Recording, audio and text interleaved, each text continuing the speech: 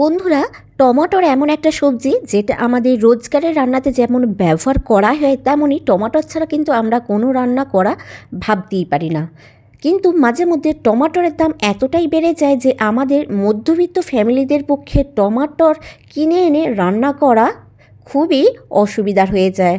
সেই তুলনায় কিন্তু শীতকালে টমাটোরের দাম অনেকটাই কমে যায়। আর যদি শীতকালে আমরা এই টমাটোরটা সারা বছরের জন্য স্টোর করে রাখতে পারি, তাহলে আশা করছি মন্দ হবে না। তো আজকে আমি দুটো উপায়ে টমাটোর স্টোর করা আপনাদের সাথে শেয়ার করব। তো এই দুটো উপায়ে যদি টমেটো স্টোর করে রাখেন, তাহলে 1 বছর পর্যন্ত কিন্তু টমেটোর খুব ভালোভাবে স্টোর করে রাখা যাবে। তো তার জন্য আমি এখানে প্রথমে নিয়ে নিয়েছি 1 কেজির মতো টমেটোর। প্রথমে আমি টমেটোরটা ধুয়ে পরিষ্কার করে নিয়ে আমি জলটাকে মুছে নিয়েছি। যে কোনো সবজি কিন্তু স্টোর করার আগে যদি ধুয়ে পরিষ্কার করে নিয়ে জলটা শুকিয়ে নেওয়া যায় বা মুছে নিয়ে স্টোর করা যায়, তাহলে কিন্তু সবজি অনেক দিন পর্যন্ত ভালো থাকে। তো আমি প্রথমে টমাটোরগুলোকে কেটে নেব। তো আমি একটা টমাটোরকে 4 টুকরো করে কাটবো। তো এইভাবে আমি একটা ছুরির সাহায্যে দেখুন টমাটোরগুলো 4 টুকরো করে কেটে নিচ্ছি। তো এইভাবে কিন্তু যদি টুকরো করে স্টোর করা যায়, তাহলে কিন্তু খুব ভালোভাবেই স্টোর করা যাবে। আর আমি এখানে 1 কেজি পরিমাণে টমেটো নিয়েছি। আপনারা কিন্তু যতটা পরিমাণে টমেটোর স্টোর করতে চান ততটা পরিমাণে টমেটো নিতে পারেন। তো আমি এখানে 1 কেজি টমেটো নিয়ে আপনাদের সাথে শেয়ার করছি ভিডিওটা। তো আগে আমি প্রথমে টমেটোগুলো এইভাবে 4 টুকরো করে কেটে নেব, তারপরে বাকি প্রসেসটা দেখাচ্ছি। তো দেখুন এখানে আমি টমেটোগুলো দেখতে পাচ্ছেন 4 টুকরো করে কেটে নিয়েছি।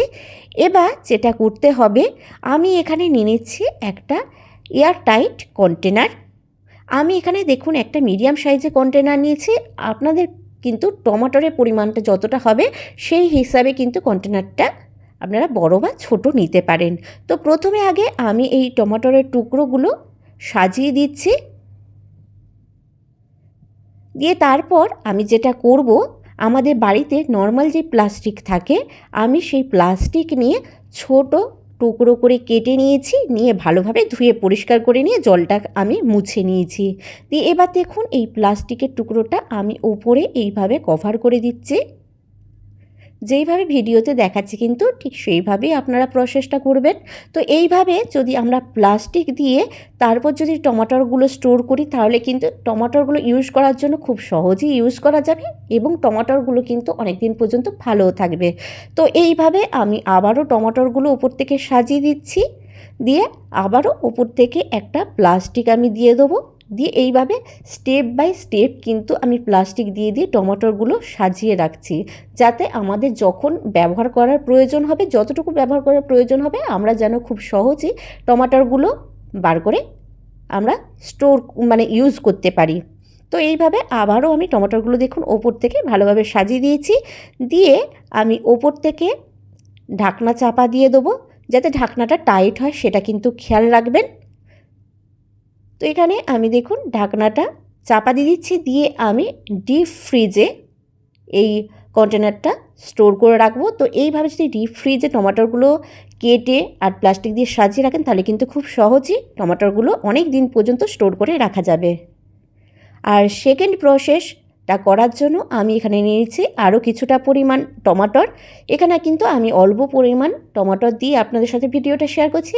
আবারও বলছি, আপনাদের যতটা স্টোর করতে চাইবেন ততটা পরিমাণ টমেটো নিয়ে নেবেন। এবার এই টমেটোগুলো আমি দেখুন ছোট ছোট টুকরো করে কেটে নিচ্ছি। এখানে কিন্তু সাইজে কোনো ব্যাপার নেই, এখানে আপনারা যতটা ছোট পারবেন ততটা ছোট হিসাবে কেটে নিতে পারেন। তো এইভাবে আমি সব কটা টমেটোর আগে কেটে নেব। তো দেখুন এখানে সবকটা টমেটোর কিন্তু কাটা হয়ে গেছে। এবার আমি এখানে নিয়ে নিয়েছি একটা গ্রাইন্ডার জার। এবার এই গ্রাইন্ডার জারের মধ্যে আমি টমেটোর কুচিগুলো নিয়ে এখান থেকে একটা মিহি পিউরি বানিয়ে নেব।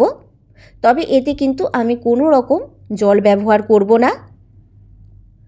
আপনাদের যদি একবারে গ্রাইন্ডার জারে হয়ে যায় একবারই নিতে পারেন, কিংবা দুবার তিনবারও কিন্তু আপনারা পিউরি বানিয়ে নিতে পারেন। দেখতে পাচ্ছেন একটা সুন্দর পিউরি কিন্তু বানানো হয়ে গেছে।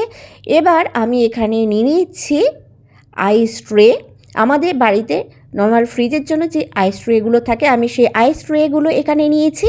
এবার একটা চামচের সাহায্যে আমি টমেটোর পিউরিগুলো এই আইস ট্রের মধ্যে ভরে দিচ্ছি। তো আমার কাছে 2খানা আইস ট্রে আছে, তো আমি 2খানা আইস ট্রে ভর্তি করে নেব। দিয়ে এটা আমি ডিপ ফ্রিজারে রেখে দিয়ে আমি এগুলো আইস কিউবের মতো বানিয়ে নেব। এইভাবে যদি আইস কিউব বানিয়ে রাখা যায় তাহলে কিন্তু আমাদের যখন যতটা পরিমাণ পিউরি দরকার হবে আমরা ততটাই কিন্তু আইস কিউব এখানে বার করে নিয়ে ইউজ করতে পারবো। তো দেখুন এখানে কিন্তু আমার 2খানা ট্রে ভর্তি করা হয়ে গেছে। এবার এটা আমি ডিপ ফ্রিজারে রেখে দেবো, দিয়ে আইস কিউব বানিয়ে নেবো। আইস কিউব বানানোর পর আমি আপনাদের কাছে ফিরে আসছি। তো দেখুন এখানে কিন্তু আমাদের টমেটোর পিউরি আইস কিউবগুলো রেডি হয়ে গেছে, আমি ফ্রিজ থেকে বার করে নিয়েছি। এবার যেটা করব আমি এখানে নিয়ে নেব একটা এয়ারটাইট কন্টেনার। তো আমি এখানে একটা ছোটো সাইজের কন্টেনার নিয়েছি, যেহেতু আমার এখানে আইস কিউবগুলো পরিমাণে কম আছে। তো আপনাদের যত বড় লাগবে তত বড় কন্টেনার নিয়ে নিতে পারেন। তো এবার এই আইস কিউবগুলো আমি এই কন্টেনারের মধ্যে নিয়ে নিচ্ছি। নিয়ে আমি কন্টেনারটা ঢাকনা বন্ধ করে দিয়ে আবারও কিন্তু ডিপ ফ্রিজারে রেখে দেবো। যদি আপনাদের ডিপ ফ্রিজারে জায়গা কম থাকে তাহলে এইগুলো কিন্তু আপনারা যে বাড়িতে প্লাস্টিক থাকে সেই প্লাস্টিকের মধ্যে ভরে ভালো করে প্যাক করেও কিন্তু ফ্রিজারে রাখতে পারেন, তাতে কিন্তু জায়গাটাও কম লাগবে আর আইস কিউবগুলো খুব ভালোও থাকবে। এবার আমি আপনাদেরকে দেখিয়ে দিই আমি যেই টমাটোরগুলো পিস করে রেখেছিলাম সেই টমাটোরগুলো কীরকম রয়েছে। তো দেখুন দেখতেই পাচ্ছেন খুব ভালোভাবে কিন্তু টমাটোরগুলো বরফের মধ্যে জমে গেছে, বেশ ভালো বরফ জমে গেছে। কিন্তু দেখুন খুব সহজেই কিন্তু টমাটোরের পিসগুলো উঠে আসছে, মানে আমাদের যতটা টমাটোর লাগবে আমরা কিন্তু ততটাই খুব সহজে এখান থেকে নিয়ে ব্যবহার করতে পারবো এবং বাকিটা আবার স্টোর করে রাখতে পারবো। এবার দেখে নিন প্লাস্টিকের নিচের কিন্তু টমাটোরগুলো খুব সহজে বেরিয়ে আসছে। আমাদের কিন্তু এগুলো ব্যবহার করতেও যেমন কোনো প্রবলেম হবে না, আর এগুলো অনেক দিন পর্যন্ত কিন্তু ভালোও রাখা যাবে। তো আশা করছি আপনাদের এই ভিডিওটা উপকারে লাগবে। তো এই দুটো উপায় কিন্তু আপনারা টমেটো স্টোর করে রাখতে পারেন। তো ভিডিওটা কেমন লাগলো অবশ্যই নিচে কমেন্ট বক্সে কমেন্ট করে জানাতে ভুলবেন না। আর ভালো লেগে থাকলে অবশ্যই কিন্তু একটা লাইক আর শেয়ার করে দেবেন। আর আমার চ্যানেলে এরকম ভালো ভালো ভিডিও বা রেসিপি পেতে হলে অবশ্যই চ্যানেলটা সাবস্ক্রাইব করে রেখে পাশে থাকা বেল আইকনটা প্রেস করে রাখতে হবে, তাতে আমি যখনই কোনো ভালো ভালো ভিডিও বা রেসিপি আপলোড করব সবার আগে নোটিফিকেশন আপনার কাছে পৌঁছে যাবে। তো এইগুলো আমি ডিপ ফ্রিজারে আবার রেখে দেবো।